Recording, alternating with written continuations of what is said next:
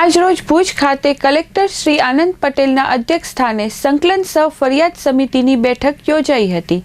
જિલ્લા પંચાયત પ્રમુખશ્રી, ધારાસભ્યશ્રીઓ અને સામાજિક ન્યાય સમિતિના ચેરમેનશ્રી દ્વારા રજૂ કરવામાં આવેલા પ્રજાહિતના પ્રશ્નોનું ઝડપથી નિરાકરણ લાવવા કચ્છ કલેક્ટરશ્રીએ સંબંધિત અધિકારીશ્રીઓને સૂચના આપી હતી।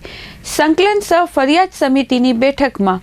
જિલ્લા પંચાયત પ્રમુખ શ્રી જનકસિંહ જાડેજાએ રાપર તાલુકાના આડેસર ગામની સિંચાઈ માટેની માઇનોર કેનાલમાં પાણી શરૂ કરવા શિકારપુર સબસ્ટેશન હેઠળ વિસ્તારમાં લો વોલ્ટેજ સમસ્યા સહિતના પ્રશ્નોની રજૂઆત કરી હતી।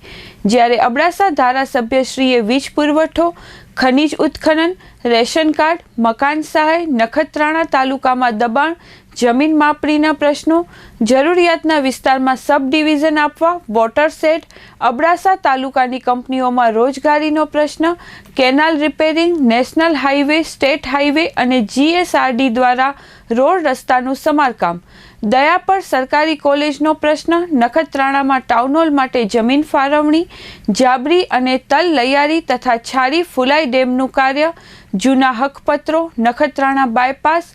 કાયદો અને વ્યવસ્થા, RTO અને પોલીસ દ્વારા ટ્રાફિક મેનેજમેન્ટ અને દંડની વસૂલાત, ST બસ, ગોચર જમીન, ઐતિહાસિક વારસો ધરાવતા સ્થળોની જાળવણી, નર્મદાની લાઇનમાં ભંગાણ કરી કરાતી પાણી ચોરી, માતાના મઢ ખાતે પાર્કિંગની જગ્યામાં ભરાતા પાણી, પેયજળ શુદ્ધતા વગેરે પ્રશ્નોની રજૂઆત કરી હતી।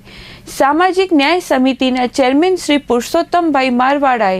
અબડાસા તાલુકાના મિયાણી ગામની પાણી સમસ્યા, બીટાથી કોટડા જડોદર રોડનું કામ પૂર્ણ કરવા, સુજાઈ ડેમનું પેન્ચિંગ કામ, કોઠારા અને રાતા તળાવ પાસે ડાયવર્ઝન સુધારવા, કાપડીસર ડેમના દરવાજાનું સમારકામ તથા હાલાપરમાં સિંચાઈ કેનાલની મરમ્મત કરવા વગેરે પ્રશ્નોની રજૂઆત કરી હતી।